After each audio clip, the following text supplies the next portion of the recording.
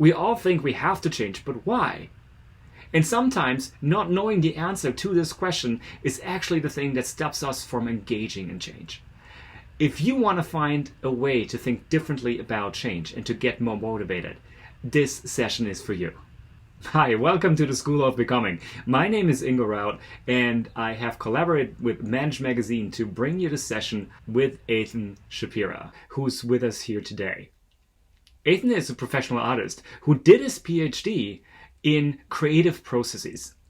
With this background, he serves at the MIT Sloan School of Management, where he supports business people in thinking and becoming more creative. Moreover, he started his own consultancy called Tilt.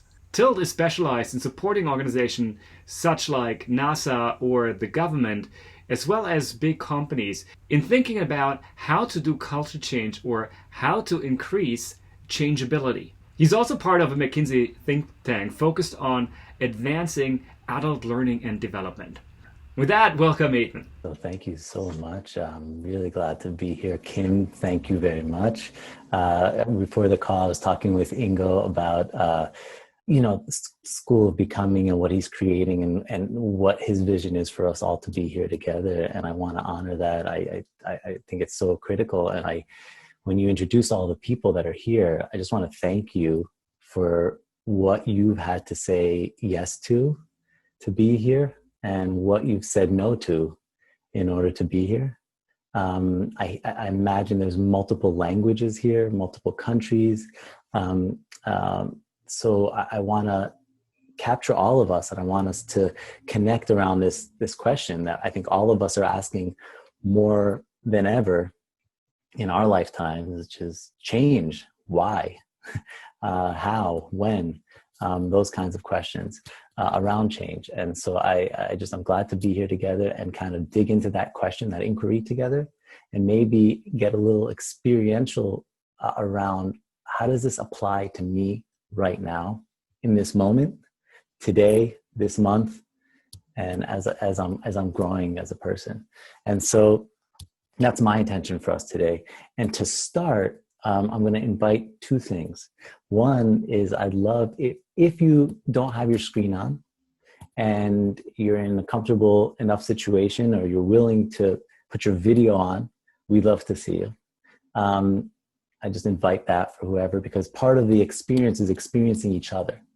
We need others to change. Otherwise, we're reinforcing our status quo. Right? So we need all of our voices here. And the other thing is that step up and in together.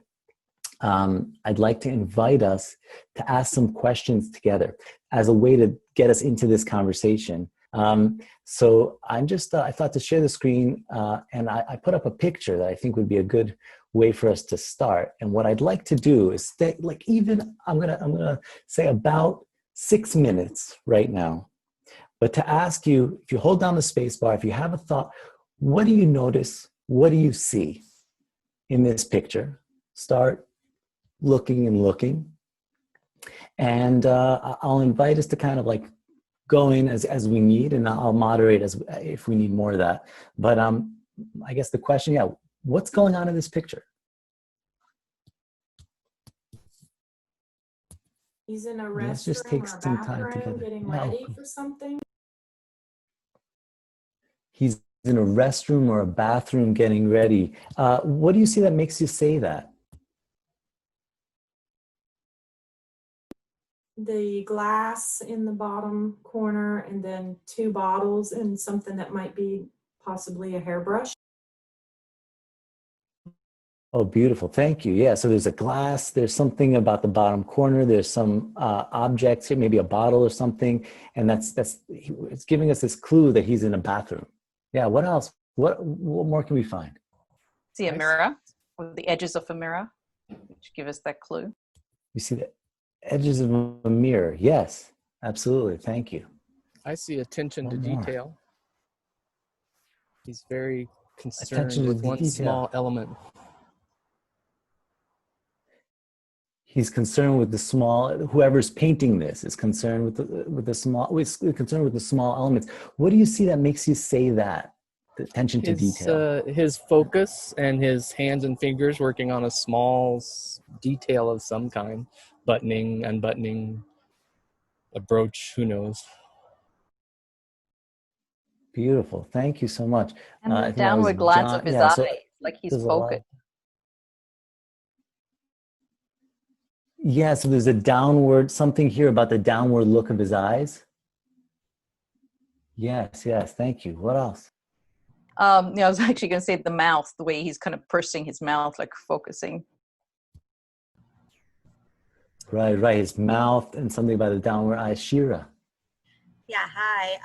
So when I first saw this, I was drawn to it looks like an onion to me, sort of like I'm looking at this onion, and then I saw the onion before the bathroom, and then when someone said the bathroom, I said, why is he holding an onion in the bathroom? So then I'm looking at his hand, and maybe he cut himself. That's my interpretation. So maybe he cut himself. There's something that looks like an onion. It's and it's in the bathroom. What do you see that makes you say it was an onion, and now it's his hand? Well, looks like he's holding it in one hand, and the other hand looks like it's bent, and I don't know. Right. So this hand looks like it's bent, and there's maybe holding something. Thank you. Yeah. What more can we find? I find it interesting how we see his reflection, but he's not necessarily looking at his own reflection, because it looks like his eyes are cast downward. Excellent. Rosemary, thank you. So his eyes are downward. He might not notice his own reflection, but we see his reflection. About that, his eyes downward makes us think that. What else? He really captures that experience of being reflected in a mirror, but it's relaxed. It's your reflection is there, but he seems totally relaxed in that space, whether it's a bathroom or the kitchen. Or, I don't know. I actually think he might be a bedroom. Feels relaxed. It might be a bedroom. What do you see that makes you say that? I'm trying to figure out how that blue is on the back. Is that a headboard and a cupboard? Something about the blue makes us think it might be a bedroom, or it might be a headboard. Thank you. I thought it was relaxed, a pile of clothes, a pile of dirty clothes. Pile of dirty clothes on this. Is this here you're thinking? Yes. Yeah. He looks really pensive, kind of preoccupied. He looks preoccupied, and to me, almost like this is a caretaker scene. I mean, he feels like a patient or going through something medical. Like a patient. What do you see that makes you say that? I think it's part of the colors. Pensive, Yeah, he looks very preoccupied, but what he's wearing looks like maybe very comfort type of a schmuck that you would wear as a patient, but could be caretaking in a home setting, is what it calls out to me. Absolutely, there's something about this clothing, this white something that he's wearing, and it kind of also. Gina, it matches I think what Kim was saying about he's comfortable. He's something about maybe he's a bedroom. I'm hearing a lot of he's in a home, but there's also he's doing this something about he's pensive, or he's something about his face. He's focused on detail. Bhakti, were you saying something as well? Yeah. What's on your mind? To me, it's almost like a state of focus, even if it's just for a very brief moment, because we're not quite sure what's happening in and around. It could be a pile of dirty clothes, and we're not sure of the surroundings. It could be chaotic, it could be peaceful, but he's really focused on this one really small thing. It could be buttoning things together or putting a pin on something, but he's really focused, and there's some sense of calm over there. So that's what it was for me. Beautiful. Thank you. Maybe one or two last comments. I think the funny thing is that everyone sees what anyone can see anything, and you can justify anything. So, I mean, I didn't think of bed, but I thought of the blue at the back. I mean, that could be, this will sound wild. It could be either he's not wearing any pants, and that's his pants over the chair. And the yellow is the chair itself, and the pants are covering the back of it. But if you look at the blue, it's got dimples in it, like it's upholstered. So it could be, or it could be something else, and it could be, you could have the blue there as like a hat, and he's got a little baby here. You've got skin tone here, and this is the arm of the baby, and he's looking down. So he could be looking at the baby while he's in the bathroom, because parents oftentimes have to talk to the kid. The kids have no sense of privacy, so they come in and you just have to deal with your children and love them while you're getting ready. You've got that adult and parent thing going on at the same time. Michael, thank you for that. I love the idea of we're seeing different things. It could be anything. And that you were saying it could be, at first it was a bathroom, then a bedroom, and then it's shifting, then maybe he's caring for someone, but it's kind of shifting for you, or it became this other thing. I appreciate it. Maybe one last comment from anybody else. What else can we find? Maybe for me, it's somehow imbalanced. So if I look at the person, so we see the left shoulder, but we don't see the right shoulder. So it seems like something is missing. And from the perspective, there should be some right shoulder. So. Felix, thank you. So there's something about the perspective is imbalanced. I see too much of this shoulder, but not the back. And I love that. It totally relates to me, to your background, to what's going on in the background of your screen, that painting in the back there, and what, the shoulder in and out. I just thank you guys. So I'm going to keep the screen on for a little bit, but I want to transition here, and I want to ask us a couple questions about what we just experienced. So for me, I'll start and I say, the thing that I just experienced, that I'm experiencing right now, is like all of us from different parts of the world, from different countries, from different times, focused on one thing and changing together. So can I have, like, for the people who have their video on, just to raise of hands, just so we can kind of get a quick poll here, who had an idea about what this was in the beginning, and over the last 8 minutes has changed a little bit about what they see? Anybody at all? Oh my goodness, almost everybody. And can we just see, and who has changed what they see because of something that someone else said? Raise of hands. Who has changed because of something they heard someone else say? Oh my goodness. Okay, so almost same as everyone. Thank you guys. So same as before, almost everyone. So we need others to change. And I appreciate, first of all, like the way everybody's showing up to this, and like the in, and just so beautiful. I just enjoy engaging in change together, engaging and experiencing together. At another point, I'm happy to share, but that process that I went through is called VTS, or Visual Thinking Strategies. And you can look up more of that. I'm happy to share with Ingo or so on. There's a process. It was created in the 70s between an artist and a psychologist at the MoMA. And it has become a way of inquiry or discovering things. Basically, what we were looking at is raw data. Right? We're looking at a painting, but it's a raw data. It could be, like Michael was saying, interpreted in many different ways. But what we're doing is less important. I didn't share who it was, when it was created, anything yet. And the idea being that, do we sit with it long enough to change? Do we sit with it with others to change? And what were we doing about the way we were communicating with each other in such a short time that allowed us to change? What did you just experience? So those are the questions I want to bring up for us that allowed that to happen. And I want to move into another piece of this. And I appreciate you going with me in a non-linear way. There's a method to what I'm doing. I'm not just going in and out, and I'll share more of that as well. But I think the experiencing, being together, is something I really am grateful for. This picture that we are looking at is the picture by Bonnard, and it was made in 1945. He didn't know, but it was 2 years before he died. But he was 78 when he made this. And think about what's going on in France, Bonnard, in 1945, or in the world, the state of the world in 1945. There's wars, like literally a world war.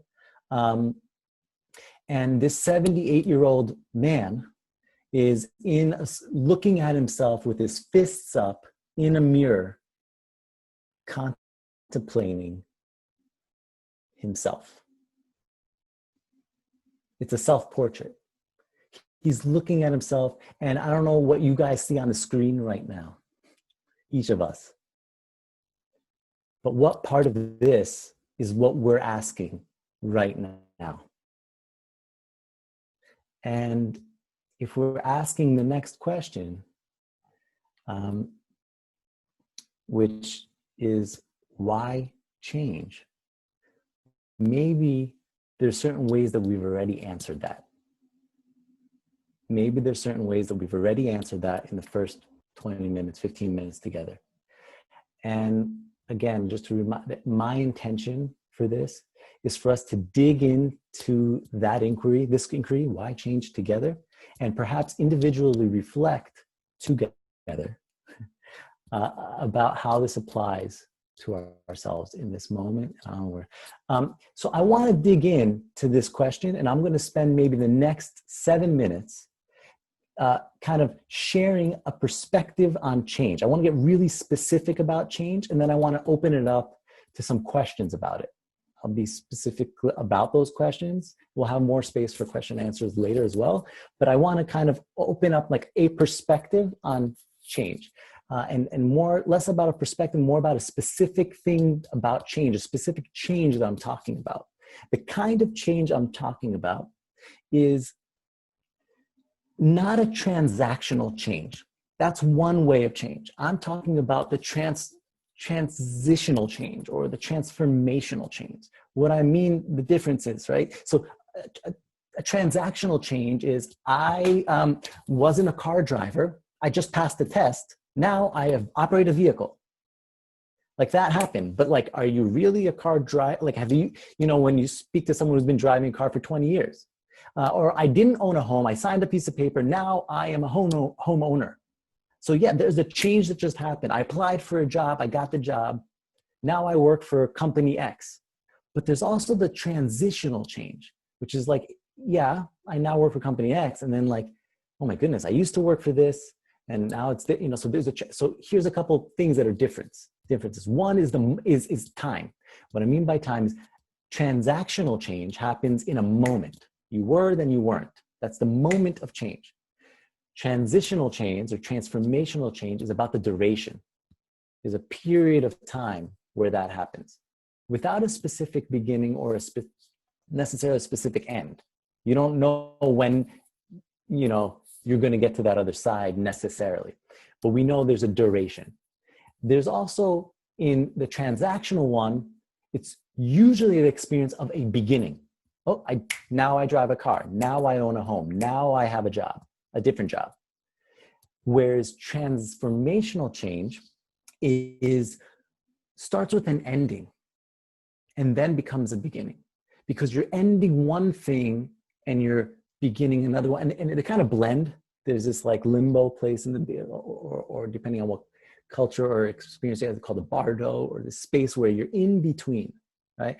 And then the last kind of thing I want to point out to between these two kinds of changes is we often think about a change like resume, right? I got another job, I got another job, I got another job. I just changed. I used to do this. I used to be a smoker. Now I'm not. Now I'm so we add. It's additional. And the kind of change that I'm speaking about is the transformational change, where it's not an additive thing where, we want a new skill or add a new learning about something. But when we learn something, this is from Robert Keegan, might orient us this way. He's an adult psychologist around human development. It's the lens that I usually bring into the work that I do, where he would say that it's learning something, not that's an additional one, but learning something that changes everything you already did know. So that kind of change is what I'm talking about. Not additional, but that changes everything you already did know. That's a transformational change. So why do that? Now this is the kind of change. So I'll move forward with us. A couple other things I want to touch on is that we're made to change. You've been born changing. We are all changing. And with that, you're always been doing it. You don't have to change. You don't have to try to change. You are doing it in this moment. You are changing. We were changing beautifully a few moments ago together in a real intentional way. And I think people often ask me, because I have a creative background and I have a doctorate in the arts space and so on, and they say, how do I become more creative? And I say, goodness, you are so creative already. You're so creative at imagining that you're not changing. You're so creative at imagining that things are stagnant. You're always creating new ways to avoid participating with the part of you that doesn't want to change. Any non-changers here? I had so much of my life, so many of my experiences, like I just don't want to change. I'm like, oh gosh, here it comes. I hate this, like any non-changers out there, right? So we don't want to do it. We just actively, and we're denying our participation with evolution. And until we practice intentionally participating with our own evolution, with the part of myself that doesn't want to change, I'm denying myself that ability to shift, to change. And what I mean even more specifically, there's a, if I can use a tree metaphor, is like the way we prune a tree, a plant, a bush or something. You're participating with growth in a way where you're reflecting on it, you're guiding it, and you're removing in order to grow. An artist might say that the first part of creativity is destruction. So I'm trying to get even more specific. And then there's another part that I really want to get into, to make a point of, is that it's not A to B. Change management is often like, I want to get from here to there, but it's A toward B. We don't often know where that place is going. Picasso says every painting better start with an idea. It must have a really solid idea, but it shouldn't be a very good one. And that's what I want to orient us to, right? We have a strong direct. We're going toward B, right? And it's not from to. But again, if I use that tree metaphor, and we use the Bonnard metaphor, we use the act of painting that painting. So I think John was saying to us about like the act of focusing on detail from the artist making, is we are growing both in two directions almost. Into the earth, furthering our roots, connecting further with our foundation and with our edges, with the parts of us that are reaching out to the sun. You're growing in that direction. And that's B, right? So you're going further and further inward to the thing that you're solid about, and externally to the edges, and internally to the edges as well. And I want to just then bring us to another thing. We also say change. I want to change because I want to be better. I want to get rid of that habit and get a new one. I want to be a different person. I don't want to change to be better. I want to support us with a shift to how do we change to be whole? Because there's B includes A. I'm just going to land on that for a moment for myself. B includes A. You don't leave this habit and become the other habit, or leave this way of being and be the other. That was always in you. The new one includes the previous. I think bodybuilders or lifting weights in any level. It's not like you invented a muscle that didn't exist in you. It was always there, and you're working on it intentionally targeting it and it grows. And then the rest of your body has to adjust to that thing growing. Just like the pruning, just like this thing. So we're not changing from A to B. We're not getting better. We're becoming more whole. We're finding and connecting to the different parts of ourselves that are all working together. And that's what we were doing as an organism, looking at that painting by Bonnard in an actual practical way. Last kind of orientation to change, and then I'll open it up to some questions here, is that what we get when we do this, because we find the other parts of ourselves, is we get to be choiceful in the way we're changing, where we prune, how we're doing it, which muscle we target. And when I have more range, when I have more access to different parts of myself in different ways of being, and I'm saying, I used to be that, now I'm a this. Instead, I'm more able to do all these different things. I have more choices available to me.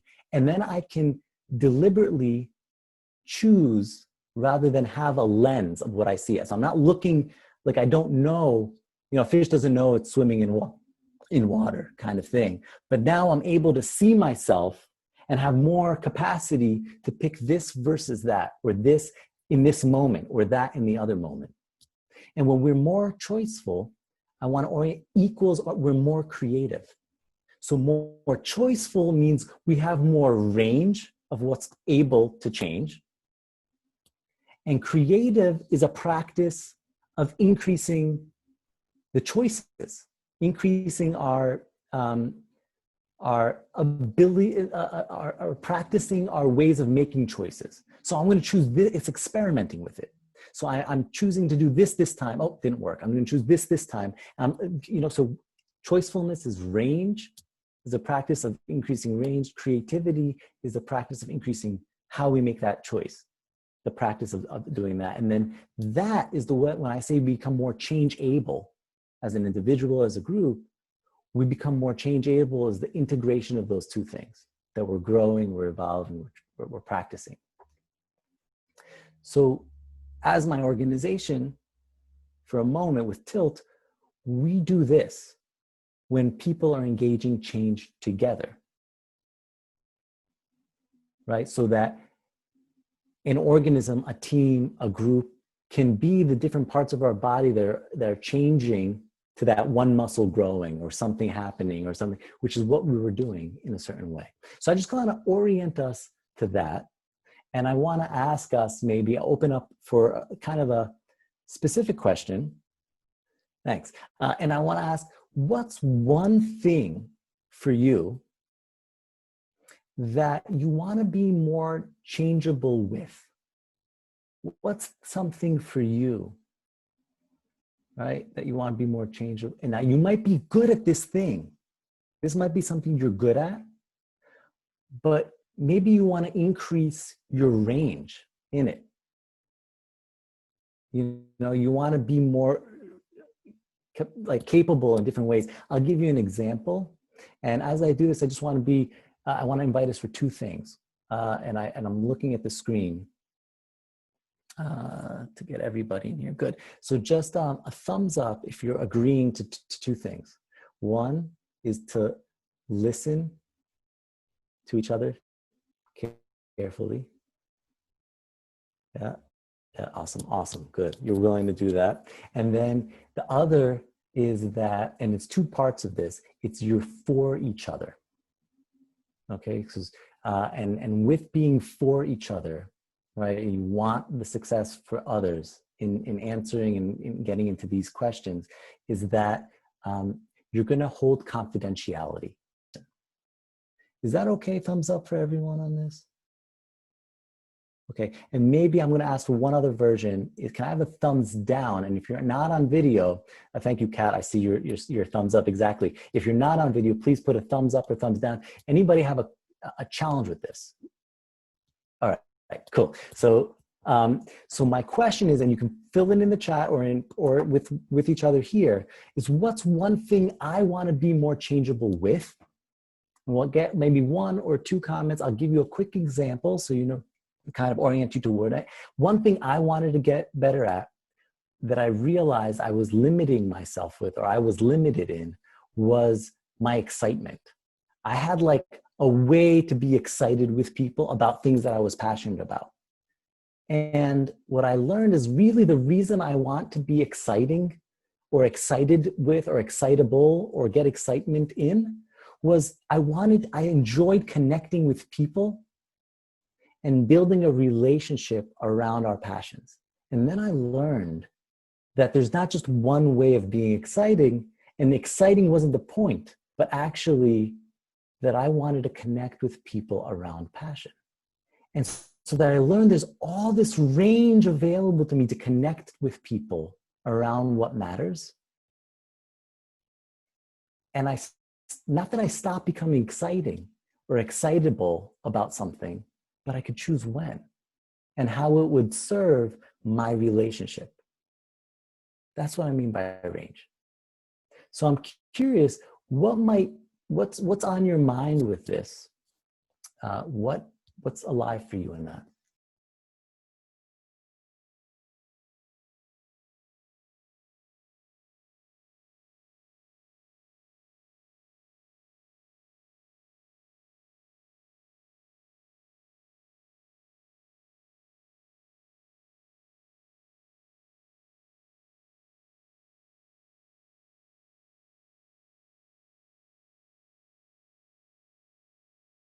Hold that question and I'll bring in some slides and then I'll open it up for us a little bit more.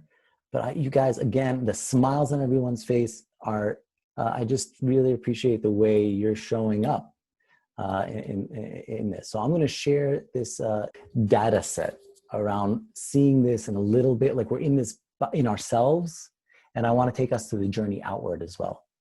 Right, so we're like in ourselves, we're growing to our roots, and now we're also the edges of not just of ourselves, but like what does this look like organizationally, systematically? So IBM does a business study, right, and it's saying in 2016, saying these are the top skills that we need, these are the top places we need to orient our clients, our internal team to work with our clients to the changing needs of our clients. And then in 2018, look what shifts. And that's what I'm interested in here with us, is that the ability to change moved from number 4 to number 1. And it's growing. We need to prioritize work in teams. And when you put it in context of what's happening today, literally like COVID, this moment, in our way of responding, this is still holding true in many ways in some more recent studies since then, of course. And then I just orient us to this. We say creativity is the number 1 demand, and it's growing. It's number 3, and it's moved to number 1. Asking 1,500 CEOs from different fields, what's the number 1 thing that you want your top management to have?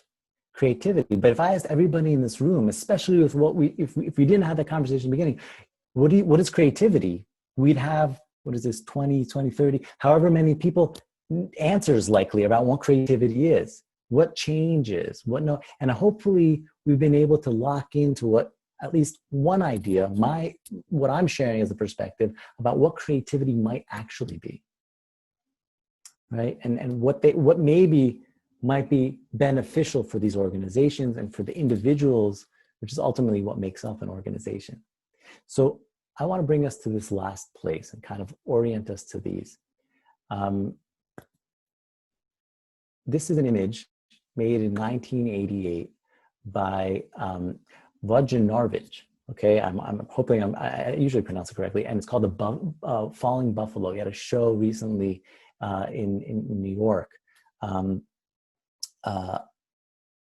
Of his work that was like a retrospective, but this image was created in 1988 by him in the middle of the AIDS epidemic. And he had AIDS. And what I've done most recently is looked at artwork made by artists, musicians, dancers, poets, so on, that was created during, like Bonnard image, that was created in a moment of global change. And I've been looking and really digging into like, what is the work being made with experts in a way at changeability? What's the work being made in the world individually for them, and what do we look at? Think about what's happening right now for us. And so I looked at different ones. So this one is in the middle of the AIDS epidemic. I want to share this one as well. This was by Munch, made in 1918 during the Spanish flu, and a year before he died in the Spanish flu. And, you know, it's like, you think about it in relationship to that Bonnard and the way the brush is moving, and that green shape on the left-hand side of that image is like this swirling, spinning thing that we know from the Scream that we're familiar with in this guy. He's got his face is doing this, but just think about the creation of this and working with the world in the Spanish flu. And it's just me looking at myself, sitting in a chair, and imagine where we are right now on our screens. Right? And then I'll give us one other image, right? Imagine where we are on our screens, a spinning wheel on a stool, right? A spinning wheel. So this was made in 1913 on the eve of World War I. And Marcel Duchamp brings this in and says, I got an idea about something so radical, it's called a ready-made. And in this, it was assisted ready-made because there's two objects being put, already made, that I'm putting together. But this radical idea on the eve of World War I. And it wasn't shown until 30 years later because it was so radical. But he says, and I'm thinking about it right now and how relevant it is to where I'm sitting on my stool right now as a spinning wheel. And at least I'm spinning.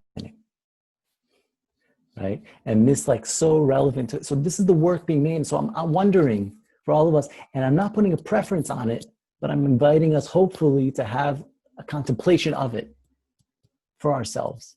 Not a better, worse, good, bad. I want to be better. I want to be whole. Right? Back to that other piece. And so I want to also share this. So in 1935 to 1943, the US government gave the WPA awards to all these artists. They paid them a daily wage, very low daily wage, but they gave them a daily wage as a grant to all these artists right after the Depression. And they gave it the grant to these artists. I mean, 10,000 artists, over 200 works of arts created during those years to help us vision and help us work through change.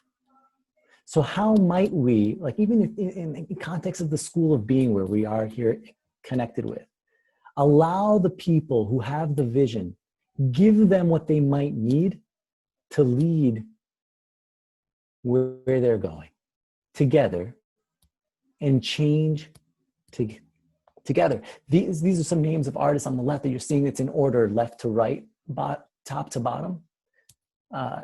So it's Philip Gust on the top left, Augusta Savage in the center in the top. So that's what we're looking at. And the orientation here is, these are just some artists. I mean, there's Rothko, Pollock, all these artists that we now are, they're icons that started, they were 20-year-olds painting murals given by the government to lead us through this really complex time. So I wanted to maybe open up for questions in a moment, but to thank you, seriously, for the way we're all here in this together on this call in this moment. And also for the people who are in your lives right now, that might be in the rooms next to you or in homes away from you, that are holding something that allows for you to be here right now and do this. They're active participants in our ability to change. So I want to open it up and maybe any question in the last minutes here, and perhaps if I can orient you to one question to think about is, what's one thing that I heard that was new or different And another orientation is that I hope you'll take with you beyond this call is something I'm grateful for right now. Right, because a bunch of people were talking about being more aware of where they are, you know, being aware of the sock, being aware of the gym, the people in the gym. And so what are we grateful for right now that allows us to then change? So that was a reference to you, Kat. Thank you. So anyway, I'll open up to any kinds of questions. It's an honor to be with you guys in this way. Kind of a short answer to this is when we talk about the world, there's a lot of language out there that's literature and so on that's about the world is changing so fast, right? We're increasing, you know, like all these kinds of things about how quickly the world is changing. And so when we think about internal and external, right, I think the external world is the part that's changing really fast. Technology, the disruption that's coming up with our companies, laws, regulations, the way people, so the external world is rapidly changing. And the discomfort we feel, I think, is in our internal system can't process change as fast as the external world. And our discomfort with that is is that I can't keep up. And so what I would suggest is work on the part. If those are two sides for a moment, if we just take it into two, there's actually multiple angles on this, but if we just split it into two, how do we focus on the internal part, like we did today even, and what might I do in myself to work on my system to get me to process change, increase my choice, increase my range. And the more I do that, the more I'll be supporting my team, people around me in the external change, because I kind of can't deal with that, but I can work on my own. And I would suggest to work on our own internal capacity for change. Thank you. And I couldn't agree more. And thank you for motivating us to engage in change today, Aithan. I found this presentation and lecture super insightful. And I guess I'm not the only one that got a couple of new perspectives thanks to your demonstration in the beginning and also everything that happened after. So thank you so much for taking the time. And also thank you to everybody else who joined us here today. I'm very happy you found the time to join, and I hope you got something out of it. If you did, feel free to share the word, and I'm looking forward to welcome here on a different or another occasion if you want to. So with that, thank you so much. Enjoy your day, your evening, your morning, wherever you are in this world, and I wish you all the best. Bye.